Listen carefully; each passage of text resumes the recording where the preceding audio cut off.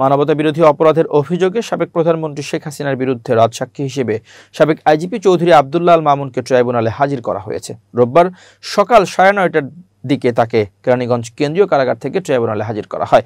এ মামলায় প্রসিকিউশনের সূচনা বক্তব্য ও প্রথম সাক্ষ্য গ্রহণ অনুষ্ঠিত হয়। প্রথম দিন ট্রাইব্যুনালে সাক্ষ্য দেবেন জুলাই আন্দোলনের আহতরা। শনিবার এ তথ্য নিশ্চিত করেন ট্রাইব্যুনালের প্রসিকিউটর গাজী এম.এইচ. তামিম। 2024 সালের জুলাই আগস্টে সংঘটিত হত্যাযজ্ঞের অভিযোগে পুনর্গঠিত আন্তর্জাতিক অপরাধ ট্রাইব্যুনালে এ পর্যন্ত 5 শতাধিক অভিযোগ জমা পড়েছে। এসব অভিযোগের মধ্যে শেখ হাসিনা সহ 4টি মামলার বিচার আনুষ্ঠানিকভাবে শুরু হয়েছে।